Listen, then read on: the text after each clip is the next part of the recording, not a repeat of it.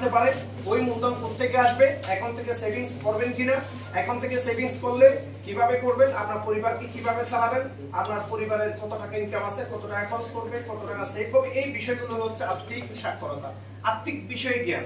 এইটা বাংলাদেশ ব্যাংক চাচ্ছে এখন সবাইকে মানে আগামী 2030 সালের মধ্যে যে এসডিজি অর্জন, ওইটা অর্জন করার জন্য বাংলাদেশের এই হারটা অনেক বাড়াইতে হবে, আর এই জ্ঞানটা এই জন্য বিস্তৃত করার জন্য বাংলাদেশ ব্যাংক বিভিন্ন উদ্যোগ নিচ্ছে।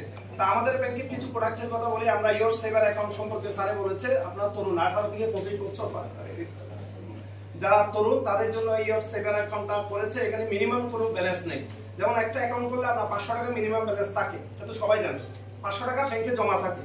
এখানে কোনো 1 টাকাও ব্যাংকে জমা থাকবে না। ইয়োর সেভার অ্যাকাউন্টের মূল বৈশিষ্ট্য হচ্ছে কোনো মিনিমাম ব্যালেন্স থাকবে না, আপনার যা টাকা থাকবে একেবারে সব টাকা তুলে নিয়ে যেতে পারবেন। হ্যাঁ, কোনো রকম মিনিমাম ব্যালেন্স নাই, কোনো চার্জ কাটবে না, এবং এটিএম কার্ড ফ্রি প্রথম বছর, এরপর থেকে দিতে হবে। এরপরে হচ্ছে আপনারা যারা এখানে এই ইয়োর সেভার অ্যাকাউন্ট খুলবে তাদের ভবিষ্যৎ উদ্যোক্তা হওয়ার জন্য অনেকগুলো অপরচুনিটি আছে। আপনারা যদি এখানে লেনদেন করেন তাহলে আমাদের ব্যাংকের সাথে, যে কোনো ব্যাংক, আপনার যে কোনো ব্যাংকের সাথে একটা ভালো রিলেশনশিপ তৈরি হবে। আপনি যখন স্টার্ট আপ শুরু করবেন, একটা বিজনেস শুরু করতে চান, তখন আপনাকে ব্যাংক সাপোর্ট দিতে পারে।